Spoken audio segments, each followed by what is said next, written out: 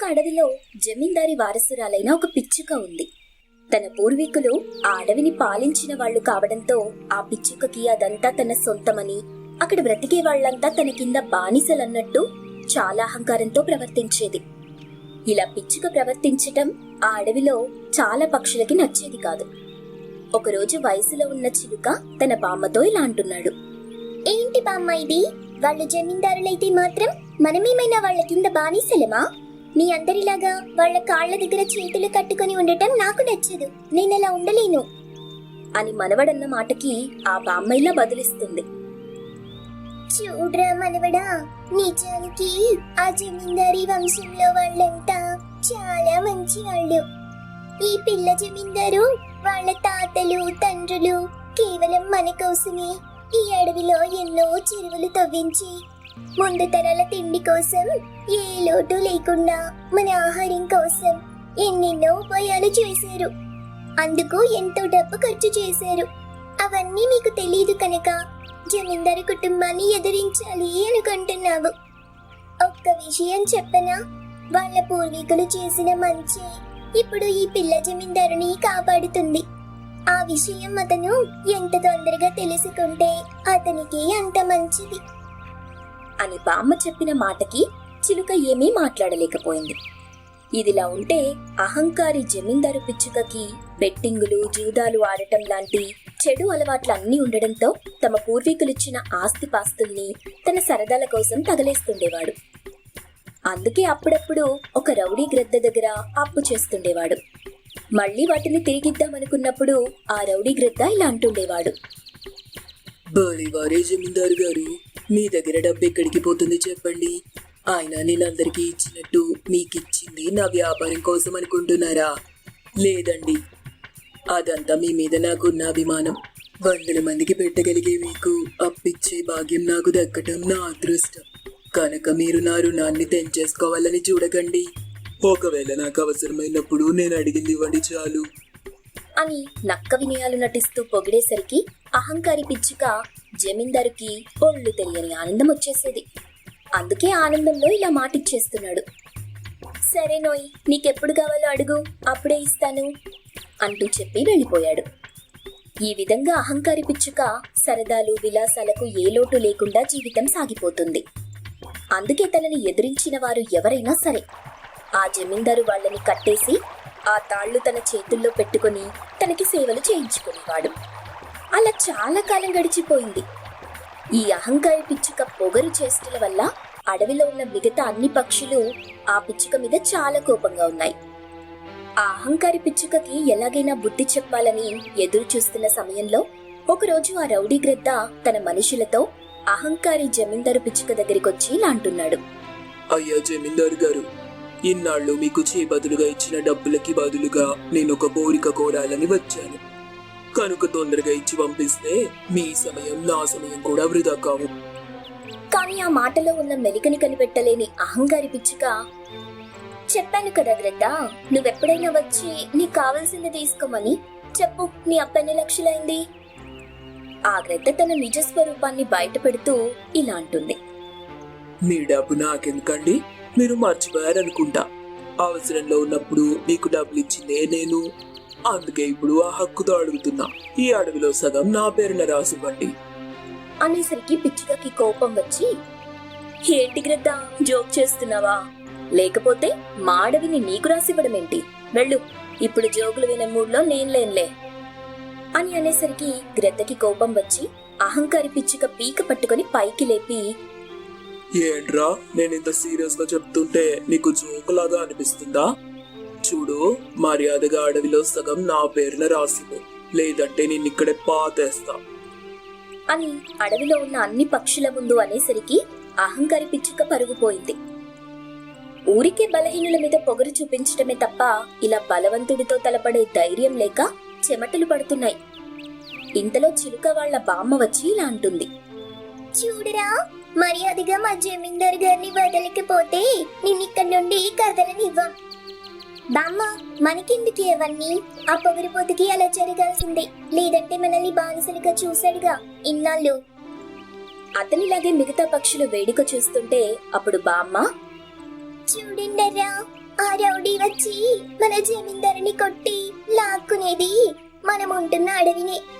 కనుక ఆయన కోసం కాకున్నా మన కోసమైనా మనం తిరగబడాలి అని చెప్పిన మాటలో నిజం ఉండేసరికి అడవిలో పక్షులన్నీ కలిసి ఆ గ్రద్దకి ఎదురు తిరిగాయి. ఆ ఐకమత్యం చూసిన గ్రద్దకి భయం వేసి వెళ్లిపోయాడు. అప్పుడు అహంకారి పిచ్చుకకి ఇంతకాలం తన అహంకారం వల్ల పక్షులందరూ ఎంతగా బాధపడ్డారో తెలిసింది.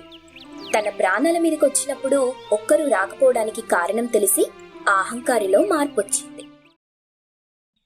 ఒక ఊళ్ళో పిచ్చుక అని రైతుండేవాడు. ఆ రైతు భార్య పావురం. ఈ దంపతులకు కూతురు పిచ్చుక ఉండేది. పిచ్చుక మామిడి పండ్ల వ్యాపారం చేసుకుంటూ కుటుంబాన్ని చూసుకుంటుంది. కూతురు పిచ్చుక స్కూల్కి వెళ్లి చదువుకుంటూ ఉంటుంది. పావురం మాత్రం ఇంటి దగ్గరే ఉంటుంది.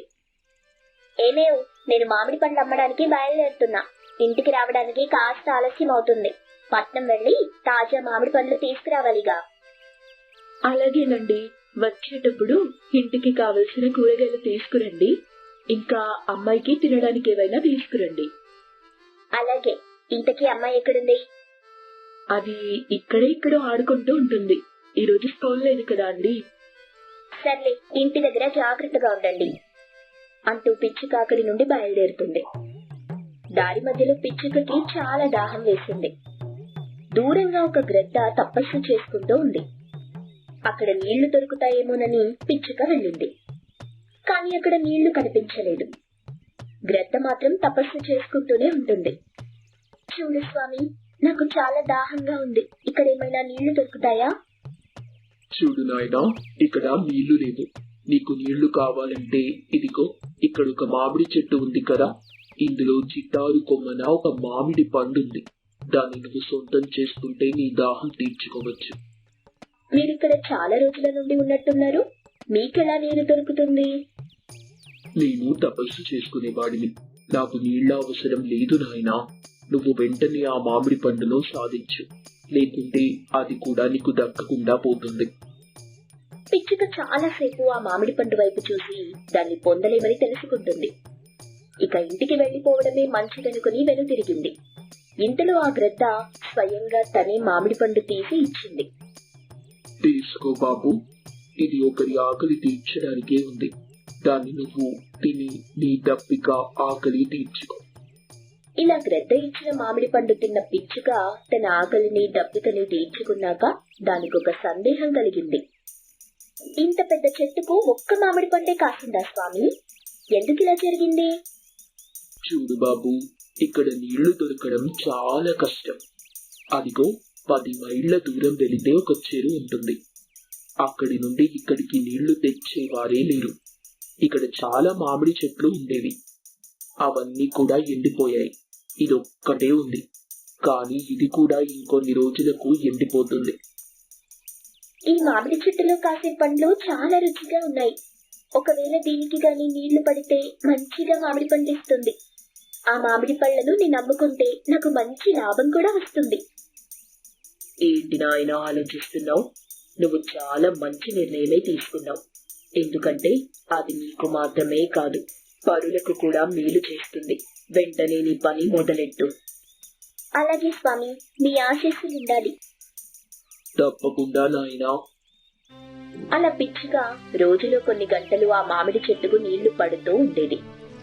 ఎండిపోయిన చెట్లకు కూడా నీళ్లు పట్టేది. అలా రోజు చేస్తూ వచ్చేది. ఓ రోజు ఇంట్లో తన భార్య పావురానికి అనుమానం వచ్చింది. ఏంటండి, రోజు కొంతసేపే వ్యాపారం చేస్తున్నారు? మిగిలిన సమయం మీరేం చేస్తున్నారు? అసలే ఇప్పుడు అన్ని రేట్లు పెరిగిపోతున్నాయి. ఈ సమయంలో మీరు వ్యాపారం చేయకుండా ఇలా గాలి తిరుగుళ్ళు తిరుగుతున్నారా ఏంటి? ఏమే, నేనేం చేసినా అందరికీ మంచి జరగాలనే చూస్తాను. ఇంకొన్ని రోజులాగు, నీకే తెలుస్తుంది. అంతవరకు నన్నేం అడక్కు. అవతల అమ్మాయికి బట్టలు కావాలంటుంది, ఇంకా ఏవేవో తినాలని అంటుంది. వాటికి డబ్బులు మన దగ్గర లేవుగా. కొన్ని రోజుల పాటు నేను మీకు ఏమీ కొనివ్వలేను. పాపకి కూడా నువ్వే చెప్పు. కానీ ముందు ముందు మనకంతా మంచి జరుగుతుందని అనిపిస్తుంది. ఏంటో మీరు ఏం చేస్తున్నారో ఏమో. సర్లేండి, సాయంత్రం గుడికైనా మాతో వస్తారా? నేను రాలేను, మీరే వెళ్ళిరండి. అలా తన భార్యకి చెప్పిన తరువాత పిచ్చుక కాస్త సంతోషిస్తుంది. ఆ సంతోషం కొంతసేపే ఉంటుంది. హోరున గాలులు, వర్షం కురుస్తుంది. ఆ వర్షానికి పిచ్చుకకి టెన్షన్ మొదలవుతుంది. ఏంటండి ఇంత టెన్షన్ పడుతున్నారు? ఏమైంది? నేను అర్జెంటుగా వెళ్ళాలి. చూడు, పాపని జాగ్రత్తగా చూసుకో. నేను ఈ వర్షం తగ్గేంత వరకు ఇంటికి రాను. ఎక్కడికి వెళ్తున్నారండి?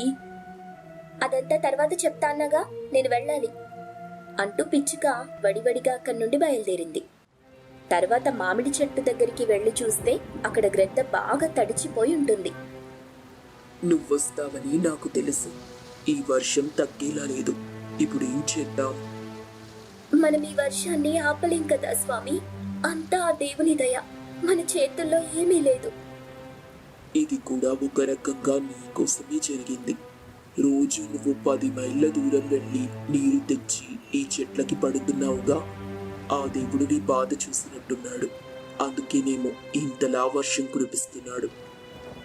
అవును స్వామి, ఆ దేవుడు మంచి వాళ్ళకెప్పుడూ మంచే చేస్తాడు అంటూ పిచ్చుక రెట్టింపు ఉత్సాహంతో అక్కడున్న మామిడి చెట్లన్నింటికి పాదులు చేసి వర్షపు నీరు నిలిచేలా చేస్తుంది. అలా 2 రోజుల పాటు వర్షం కురుస్తుంది. ఎండిపోయిన మామిడి చెట్లు చిగురించటం మొదలవుతుంది. అలా కొన్ని రోజులకి మామిడి చెట్లన్నింటికి మామిడికాయలు కాస్తాయి. వాటిని చూసి పిచ్చుక చాలా సంతోషిస్తుంది. ఇక రావాల్సిన తరుణం రాని వచ్చింది. ఇంటికొచ్చి తన భార్య పావురాన్ని, కూతురు పిచ్చుకను తీసుకుని పిచ్చుక మామిడి చెట్ల వద్దకి తీసుకెళ్ళింది. మామిడి పండ్లని చూసి భార్య, కూతురు సంతోషిస్తారు. ఇన్ని రోజులు మీరెక్కడికి వెళ్తున్నారోనని భయపడిపోయాను. ఇప్పుడు ఈ చెట్లని, మామిడి పండ్లని చూస్తుంటే ఎంతో ఆనందంగా ఉందండి. చూడమ్మా, నీ భర్త ఎన్నో రోజులు కష్టపడి ఈ ప్రాంతాన్ని పచ్చగా మార్చాడు. అతని కష్టం నాకు ఈ రోజు కనిపిస్తోంది. నీ భర్త సాధించాడమ్మా.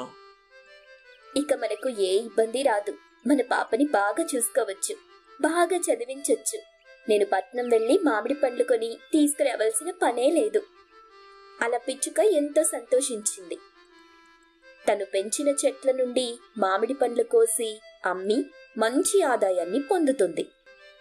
ఆ ప్రదేశాన్ని ఒక ఆశ్రమంగా మార్చుతుంది. ఆ ప్రాంతంలో గ్రద్ద, పిచ్చుక కుటుంబం ఆనందంగా బ్రతుకుతాయి.